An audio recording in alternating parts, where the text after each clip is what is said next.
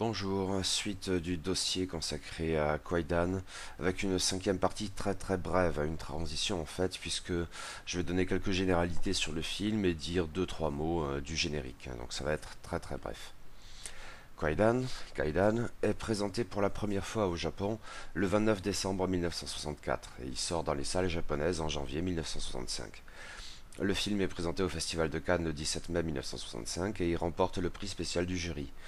Aux États-Unis, une première a lieu le 15 juillet 1965 à Los Angeles, mais la réponse mitigée de l'audience, semble-t-il déconcertée par ce film très long, 183 minutes, et lent, entraîne des coupes drastiques dans le métrage afin de le réduire à la durée plus conventionnelle de 120 minutes.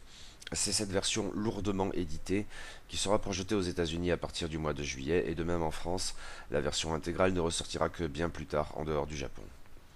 Kwaidan est un film à sketch composé de quatre histoires différentes, sans dispositif visant à les lier entre elles. Elles ne sont liées que thématiquement, ce sont des histoires de fantômes, en leur temps couchés sur le papier par Lafcadio Hearn, qui est crédité au générique sous son nom japonais, Koizumi Yakumo.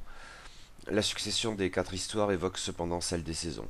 Les épisodes sont présentés dans l'ordre suivant: Les cheveux noirs, Kurokami; La femme des neiges, Yuki Onna; Histoire de Hoichi sans oreille, Miminashi Hoichi no Hanashi; Dans un bol de thé, Chawa no Naka.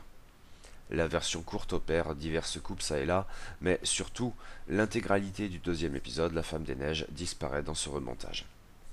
Les épisodes La Femme des Neiges et Oichi sans oreille proviennent seuls du recueil de Lafcadio Hearn intitulé Kwaidan. La forme même du film et de son matériau source nous amèneront dans ce chapitre à analyser chaque épisode indépendamment, dans l'ordre où ils se succèdent, préalable nécessaire aux analyses plus transversales qui feront l'objet du dernier chapitre de ce dossier. Mais avant d'aborder les quatre histoires, il faut cependant dire quelques mots du générique qui fait pleinement partie du film. En effet, Kobayashi Masaki use d'un dispositif particulier destiné à introduire progressivement le spectateur dans l'ambiance lente et contemplative du film, tout en affichant une forme d'abstraction artistiquement connotée qui est en même temps un jeu sur les couleurs. Or, il faut se rappeler que Kwaidan est le premier film en couleur du réalisateur, et il comptait bien en tirer tous les avantages. Je le cite: Sachez que lorsque je fais un film, je ne suis pas intéressé à reproduire la couleur telle que nos yeux l'aperçoivent. C'est celle que j'ai dans mon imagination que je cherche à produire. Dans Kwaidan, j'ai tenté de donner les couleurs que je désirais vraiment. Et c'est ce que j'ai réussi, je crois. Quand on cherche à reproduire la couleur réelle, il faut se contenter de ce que donne le laboratoire.